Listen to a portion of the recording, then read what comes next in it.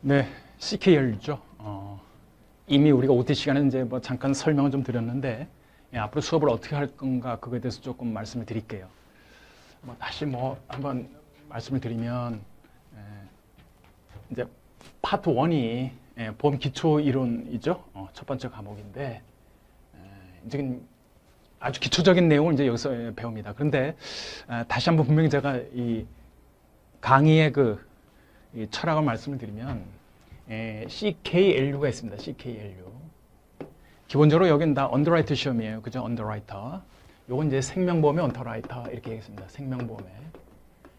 그럼 언더라이터가 생명보험에 있을 리는 없죠. 손해보험에도 있습니다. 손해보험에 대한 언더라이터는 우리가 보험심사역 이런 이름으로 이미 강의가 되어 있죠. 요거는 뭐 개인과 기업 두 가지로 되어 있습니다.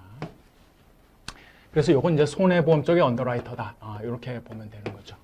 요거는 왼팔과 오른팔 같은 존재죠. 아마도 여러분들이 보험심사역 또는 CKLU 어느 한쪽을 따셨다면 분명히 다른 것도 여러분들이 자격증을 취득할 가능성이 높죠. 또 그래야 하고. 그래서 이제 제 생각은 기본적 원칙은 이 CKLU가 먼저라고 보는 거예요.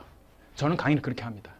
그래서 처음에 보험을 시작한다 그러면 CKLU를 먼저 들으세요. 저는 그렇게 이제 추천을 하고요. 그 다음에 이거 끝나고 나면 보험심사역 이렇게 넘어가죠. 왜냐면은 제가 교재를 이제 여러 번 썼잖아요. 강의도 좀 했고요. 보험심사역은 아주 요점이 잘 정리가 돼 있죠. 그래서 이제 강의에 좀 많이 의존해야 되는데, 기본적으로 보험심사역은 보험에 대한 지식이 조금 있어야 돼요. 크진 않더라도 상관없는데 조금 있어야 하는 그런 이제 부분이 있는 것이고, CKLU는 아예 처음 시작하는 사람을 전제로 이제 강의가 되는 거죠. 그래서 교재를 약간 좀 풀었었다라는 거, 그런 차이가 좀 있습니다. 그런데 이제 우리가 이 시험이 이 CKLU란 말이에요. CKLU 시험은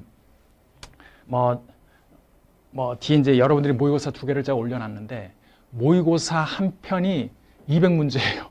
그러니까 모의고사 2편이니까 400문제죠. 어마어마한 내용의 이제 문제들입니다. 그래서 모의고사 1, 모의고사 2 하면은 이 합쳐서 400문제라는 얘기예요. 그죠? 1교시, 2교시, 1교시, 2교시 이렇게 돼 있잖아요. 1교시 100문제, 2교시 100문제, 1교시 100문제, 2교시 100문제 이렇게 되죠. 실제 풀어보면 아주 피곤해요. 그런데 문제가 예전에 상당히 쉬웠습니다. 근데 제가 이렇게 추세적으로 보면, 저도 문제를 시험을 좀 봐보면 이 추세적으로 이게 좀 어려워졌어요. 상당히 여기에 근접해 가고 있다는 거죠. 보험심사역에. 그런데 여러분들 이게 문제가 있잖아요. 뭐냐면 CKLU는 합격점이 어떻게 돼요? 다시 얘기지만 70점이에요. 꽈락도 40점이 아니라 50점입니다. 요거는 이제 꽈락이 어떻게 돼요? 요건 40점이고요. 합격점이 60점이에요. 이런 차이가 있다. 그래서 기본적으로 어떻게 해야 되느냐? CKLU는 이 점수를 득하려면은, 문제가 쉽지 않은 상황에서 이 문제를 득하려면 문제를 많이 풀어봐야 된다는 거예요. 그 외에 이게 정답이 없습니다. 쉽게 붙어질 것 같지는 않아요. 왜? 문제 추세가 약간 좀 어려워지기 때문에. 그런 것이 있어요. 그래서 저는 교재를 어디에 포커스를 맞췄느냐 하면은 문제를 좀 많이 담았다라는 거예요. 저는 책이 두꺼워지는 건 원치는 않거든요. 그러나 문제는 많이 풀어야 한다.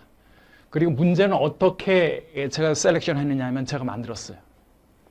물론 한 5분의 3, 4 정도는 제가 만들었고요. 한 5분의 1, 2 정도는 이미 출제되었던 문제 중에 좋은 문제들 있죠. 손해사정서나 아니면 보험계리사나 아니면 우리 중개사 그런 데서 나왔던 문제들, 아니면 보험심사역 CKLU에서 이미 출제되었던 문제들, 그런 걸 중심으로 한 5분의 1이 있고요. 제가 5분의 4는 제가 교재를 하나하나 하면서 문제를 다 만들었기 때문에 시중 어느 책을 보더라도 이런 문제를 접하기 어려울 겁니다. 그래서 이렇게 대응하시면 이 점수는 무난히 얻고 합격할 것이다. 이렇게 봅니다. 이렇게 정리하고 들어가죠. 그 다음에 크게로 봐서는 이제 우리가 보통 스텝 1, 스텝 2, 스텝 3, 스텝 4 이렇게 돼 있잖아요. 스텝 1은 이게 이제 우리 보험에 대한 기초 이론을 배우고, 스텝 2는 언더라이팅 개념에 대해서 배우는 거죠. 언더라이팅. 스텝 3는 우리가 기본적으로 말하는 우리 상법이 있고요. 그죠? 상법이 있고요. 상법에 근거해서 만든 우리의 그 약관이 있습니다. 그 두 개를 공부할 거예요. 그래서 계약법규 이렇게 이야기합니다. 계약법규를 이제 배우고요. 스텝 4에는 클레임, 우리가 보험금 지급 신청하는 걸 이제 클레임이라고 하죠. 클레임 실무에 대해서 이렇게 배웁니다. 그래서 요거 앞 시간, 요 뒷 시간 이렇게 배우죠. 그래서 40문제, 60문제, 40문제, 60문제 이런 구조다. 그래서 이제 첫 번째 보험 기초 이론으로 들어갑니다. 물론 이제 이 내용은 뭐 앞에서 OT에서도 뭐 설명드렸지만 다시 한번 강조를 하느냐고 말씀드렸고요.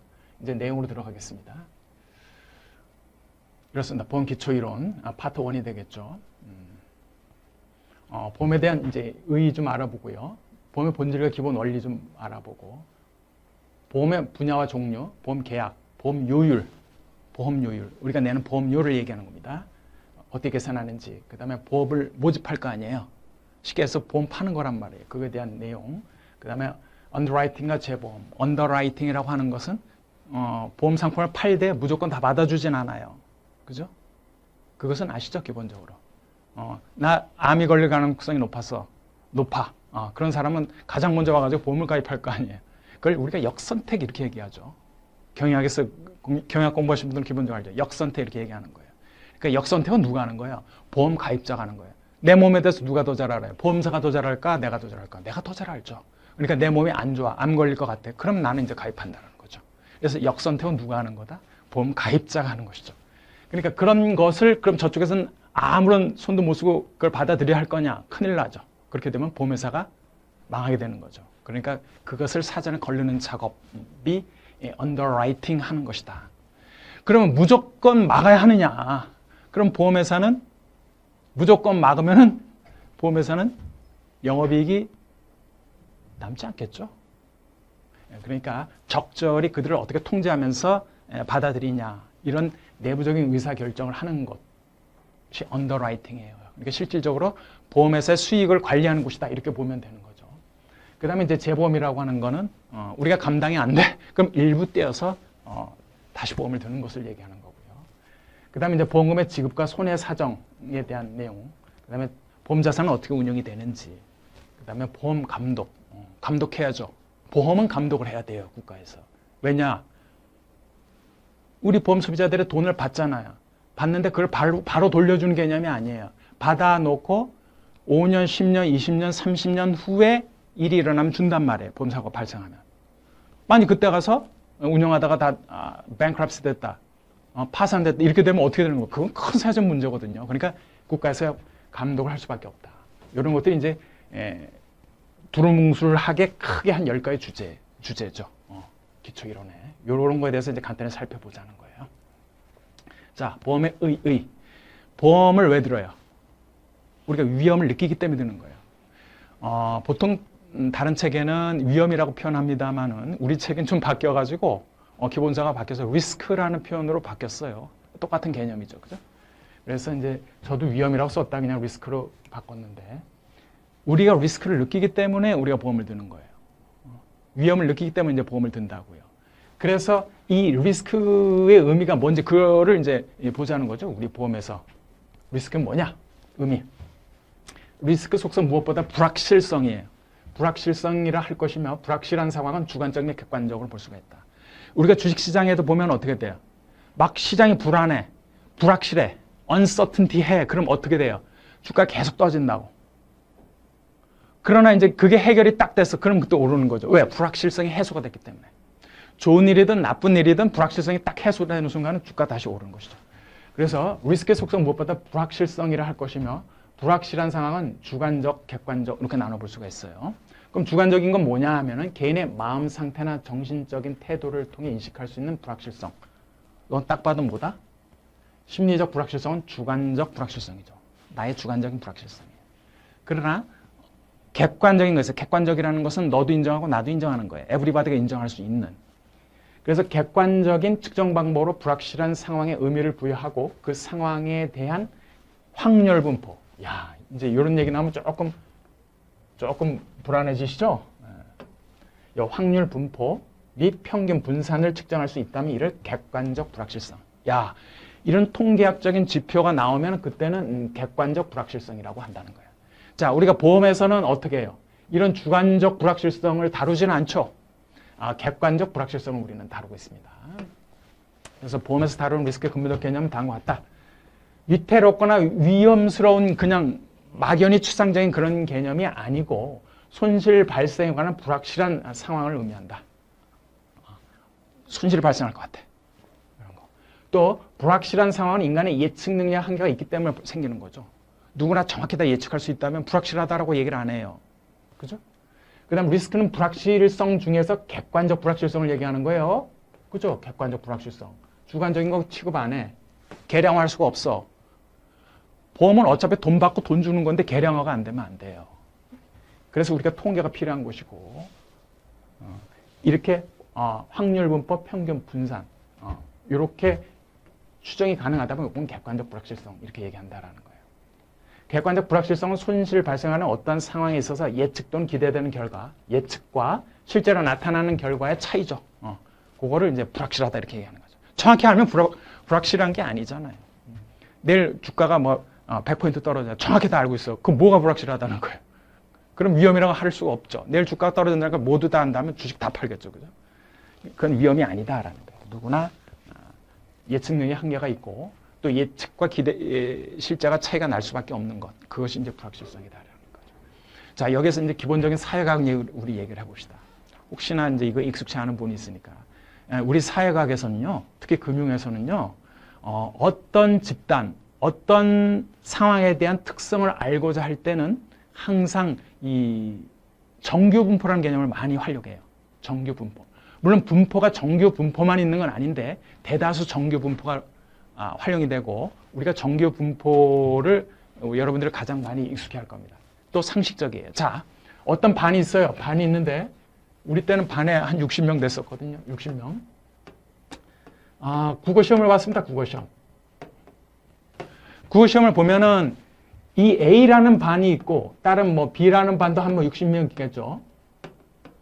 A 반에 60명 국어 평균을 냈더니 국어 평균이 70점이에요.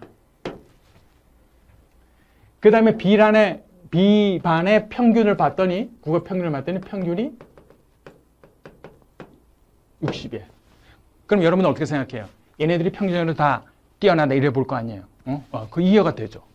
그러나 이제 얘네들이 똑같이 70이라고 보자. 그러면 얘네들은 평균적으로 똑같네 수준은 인정합니다. 그런데 이것만 가지고 이 집단의 성격을 똑같이 얘기할 수는 없어요. 그러니까 60명이 얘네는 빵점에서 100점까지 골고루 분포해서 딱 평균치를 재보니까 60점, 70점 이렇게 나왔을 수도 있고 얘네는 여러 가지 분포는 안 됐지만 이 70점에 많이 그 분포돼서 70점이 나올 수도 있는 거예요. 그죠? 그러면 얘네는 이렇게 분포를 그려보면 이런 분포가 되겠지만은 얘네는 분포가 이렇게 되겠죠. 그죠? 어쨌든 이 평균을 중심으로 많이 모여있는 건 맞고요. 옆으로 갈수록 흩어지면 점점 작아지는 거예요. 이건 상식적이잖아요. 그죠? 그래서 이걸 보고 이 점을 평균이라고 얘기하고 이 흩어져 있는 정도를 분산이라고 얘기합니다. 그럼 분산이 일례로 이건 20인데 요거는 분산이 뭐 30이다. 이렇게 되면 어떻게 생각해요?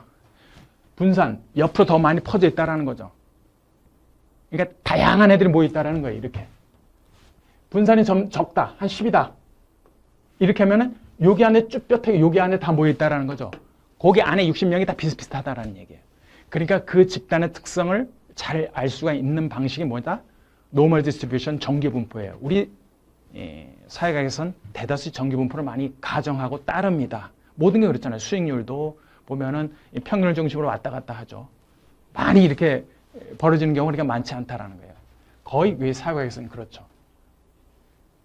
그래서 이제 이 정규 분포는 평균과 분산을 알 수가 있고요. 평균과 분산을 통해서 이 집단의 특성을 알 수가 있게 된다라는 거죠. 그래서 이제 평균 분산 이런 내용들이 이제 많이 나옵니다. 확률 분포도 마찬가지예요. 우리가 기대값이라는 건 뭐예요? 100원 벌 확률이 50%, 50원 벌 확률이 30%, 20원 벌 확률이 20%야. 어떤 상황에 대해서, 어떤 투자 하나에 대해서 이렇게 나눠진다면 이걸 각각 곱해서 플러스 시켜보세요. 그럼 기대치가 얼마 나오겠죠? 그죠? 그럼 70인 70 이렇게 나올 거예요. 70점. 이게 확률 분포예요. 확률 분포. 어떤 상황에 대해서 확률 분포가 있으면 거기에 기대치가 나올 수가 있다는 거예요. 기대치는 다시 말해서 기대값은 평균이라는 얘기죠. 그죠? 이런 개념을 가지고 쓰는 것이 객관적 불확실성이다. 이런 내용입니다. 처음이라 조금 이제 깊게 설명을 드렸고요. 그럼 리스크를 이제 분류. 여기서 이제 시험에 나오는 거죠. 리스크 분류는 일단 세 가지를 알고 계시면 돼요. 순수 리스크와 투기 리스크. 그 다음에 근본 리스크와 특정 리스크. 그 다음에 동태적 리스크와 정태적 리스크. 이 세 가지를 여러분들이 공부해야 되고요. 무조건 여기서 한 문제가 나요. 자, 순수 리스크하고 투기적 리스크는 어떤 차이냐 하면은 순수 리스크는, 순수 위험은 그냥 순수한 위험이에요. 우리 주변에 도처에 깔려 있어요. 어떤 건데? 홍수, 화재, 낙뢰, 충돌, 도난 이런 거. 주변에 흔히 있는 거잖아요. 그죠? 로 인한 재산 손실이란 인명피해처럼 항상 우리 주변에 존재해. 이게 순수 위험이에요. 여러분들이 이 위험을 벗어나고자 해도 벗어나지지는 않아요. 그죠? 여러분들의 힘과는 무관해요. 그죠? 그래서 리스크는 항상 존재하고요. 불확실성의 결과가 결국은 이익이 돼요, 손실이 돼요. 손실이 되지. 홍수, 화재, 낙뢰, 충돌로 이익이 될 게 뭐가 있습니다. 이건 100% 이제 손실이 발생하는 거고요. 이게 순수 리스크예요. 그러니까 보험에서는 이 순수 리스크로 인한 두려움을 해결해 주는 게 보험이라고. 요거가 두려우니까 이 위험을 벗어나고자 우리가 손해보험을 드는 거예요. 일례로. 그게 이제 순수 리스크고 이 보험이 되는 건데, 투기적 리스크를 봅시다. 이건 보면은 뭐냐면은 불확실성의 결과가 이익 또는 손실이에요. 좀 다르죠. 이익도 볼 수 있고 손실도 볼 수 있다는 거예요. 근데 리스크는 사람에 의해서 인위적으로 만들었죠. 누가 너보고 주식 투자해라 했어. 자기가 돈 벌려고 한 거죠. 그죠? 그러면 손실과 이익이 발생할 수 있다는 거죠. 사업이나 주식 매입 이런 것이 해당이 됩니다. 특정의 목적을 추구하는 과정에서 의도적으로 발생하는 것이다. 그래서 순수 리스크, 투기적 리스크는 이 성격의 차이가 있어요. 문제는 어떻게 만드냐면 손실, 요 이익과 손실 이렇다는 거예요. 이거 뒤바꿀 수 있어요. 이런 문제가 나왔고, 그 다음에 근본 리스크가 이제 특정 리스크예요. 근본은 fundamental risk예요. 요거 특정 리스크는 specific risk예요. 감이 오죠. 펀더멘탈 아주 저변의 근원적인 근본적인 위험이에요. 누구나 에브리바디에 다 위험이 되는 거예요. 불확실성이 원천 그 영향이 미치는 법이가 사회 전반에 다 나타나. 우리나라 사회 전반에. 그래서 예측이나 통제가 불가능한 경우가 많아. 예측 통제가 가능했다면 이런 상황을 보고 이렇게 발생할수록 할 수 있겠어요? 전쟁, 지진, 불화, 경제 대공황 이런 거 다 대비할 수 있으면 리스크를 할 수 없겠죠. 불현도 찾아온다는 거예요. 통제가 또 불가능해요. 사실. 그래서 예측이나 통제가 불가능한 경우가 많다. 뭐가? 근본 리스크가 그렇다는 거예요. 그러나 보세요. 특정 리스크는 어때요? 리스크의 원천은 개인적인 사건이에요. 그 결과도 개인 일부에 존재하는 거예요. 리스크가 나타나는 상황에 대한 예측과 통제는 어느 정도 가능해요. 어떤 거? 화재도나. 아니 우리 빌딩의 화재야. 뭐 무슨 대한민국하고 무슨 상관이 있어요. 우리 집에 도난이 일어난 거예요. 그러니까 우리만의 스페시픽한 그런 리스크라는 거예요. 그러니까 근본 리스크, 특정 리스크 요거는 대치되는 얘기예요. 특정 리스크는 예측과 통제가 가능하고 얘는 예측과 통제가 가능하지 않다라는 거예요. 자, 넘어갑니다. 이제는 동태와 정태 나오는 거예요. 동태적인 거는 뭐냐면은 상당히 그 유기적으로 막 누구도 예측할 수 없게 막 변하는 거예요. 사회 현상이. 그러니까 사회적 현상의 변화로 사회 모든 구성원에 영향을 미쳐. 사회 구성원한테 영향을 미치는데 이게 사회적 현상이야. 사회적 현상의 변화는 사회 모든 구성원에게 영향을 미침으로 동태적 리스크의 결과는 사회적 이익 또는 손실로 나오겠죠. 나타나겠죠. 그래서 동태적 리스크의 원인은 다양하면 규칙성이 없어요. 뭐가 튀어나올지 몰라요. 이 사회에서. 그래서 예측도 어렵고 통제도 불가능합니다. 가격의 느닷없는 변동, 소득 수준의 갑자기 변화, 생산성의 갑자기 변화, 소비자 기호의 변화, 생활 양식의 변화, 기술의 변화 이런 것들이 동태적 리스크죠. 이게 뭐 예고하고 툭 튀어나오지는 않아요. 이런 것들이. 그러나 사회 구성원들한테 영향을 미친다라는 거죠. 이런 사회적 현상의 변화가. 그러나 이제 정태적 리스크는 동태하고는 좀 달라요. 그냥 동태는 느닷없이 튀어나오는 변화지만 이건 시간의 흐름 및 사회 현상의 변화와 상관없어요. 없이 우리 주변에 그냥 지속적으로 발생하는 그 위험들이에요. 화재나 그냥 자연재해 늘상 있는 이건 있는 거잖아요. 그죠? 정태적 리스크로 발생한 결과는 개인이나 사회 손실을 초래하나 예측과 통제는 어느 정도 가능하다라는 거죠. 그죠? 그래서 이건 개인이나 사회 손실을 초래하는 예측과 통제는 어느 정도 가능하다. 이건 정태적 리스크예요. 그래서 문제는 어떻게 났냐면은 이렇게 나온 거죠. 저번에는. 다음 중 예측과 통제가 가능한 위험이 뭐냐? 그러면 특정 리스크, 정태적 리스크. 이 두 개를 골라내는 문제가 났단 말이에요. 이렇게 해서 이 문제 하나 나고요. 한 문제 맞췄고. 그 다음에 이제 중요한 이론입니다. 이거. 이제 위태와 손인. 이렇게 얘기를 해요. 위태와 손인인데, 정확히 하면 여기 우리 책에 이렇게까지만 나왔지만 여기에 손실까지 있습니다. 이게 세 개가 있는 거예요. 위태, 손인, 손실이에요. 영어로 씁니다. hazard라고 해요. hazard. 손인은 peril 이렇게 얘기해요. peril. 그 다음 손실을 loss 이렇게 얘기해요. 우리 옛날 고등학교 때 영어 배울 때 이 hazard도 위험이고 peril도 위험이라고 배웠지만은 보험은 정확히 들어가면 의미가 달라요. 요건 위태고요. 요건 손인이에요. 손실이에요. 자, 이렇게 정의할게요. 지금 산불이 일어나서 난리인데 산불이 그냥 일어나질 않아요. 비가 왔다. 날씨가 축축하다. 그럴 때 산불은 안 일어난다고. 건조할 때 일어나요. 다시 말해서 건조한 상태야. 매우 건조해 지금 날씨가. 그럼 어떤 상황이에요? 산불이 일어나기 좋은 상태라고. 그걸 위태라래요. 날씨가 축축하고 장마예요. 그러면 산불 걱정 안 하잖아요. 그러나 지금 메말라 갔어요. 자그마한 불씨도 잘못하면 산불을 번칠 수 있어. 이 상태가 위태야. 위태로운 상태가 된 거예요. 요걸 위태고 hazard라고 표현하고요. 자, 어떻게 하다가 불꽃이 튀어서 산불이 일어났어. 자, 그거는 뭐예요? 손인. 뭔가 손해를 일으키는 원인이 발생한 거예요. 뭐로? 불로. 그러니까 산불이 손인이에요. 그럼 불이 막 번지면 어떻게 돼요? 주변에 동물도 죽고 나무도 죽고 사람도 죽는단 말이에요. 그건 뭐예요? 로스, 손실이에요. 이렇게 표현이 된다고. 그래서 위태, 손인, 손실 이 세 가지를 알고 있는 거예요. 우리는. 그래서 hazard, peril, loss 이렇게 얘기를 합니다. 그래서 위태를 우리가 좀 멋있게 표현하면 어떻게 되냐면 손실의 원인을 발생시켜 손실의 발생 가능성 또는 손실의 규모를 증대시키는 행위나 여건을 얘기하는 거예요. 쉽게 얘기하면 도로의 결빙, 아이고 사고 나겠네. 사고가 나기 쉬운 상태로 지금 바뀌는 거예요. 불안전한 브레이크, 사고가 났다가 아니라 날 가능성이 높은 상태로 바뀐 거예요. 살림의 건조, 말씀드렸죠. 이런 것들이에요. 이거는 뭐냐고 물리적 위태 이렇게 표현을 합니다. 그죠? 물리적 여건이나 특성에 기인해서 손실의 발생 가능성, 손실 규모를 증대시키는 경우를 의미합니다. 그래서 물리적 위태 중요하죠.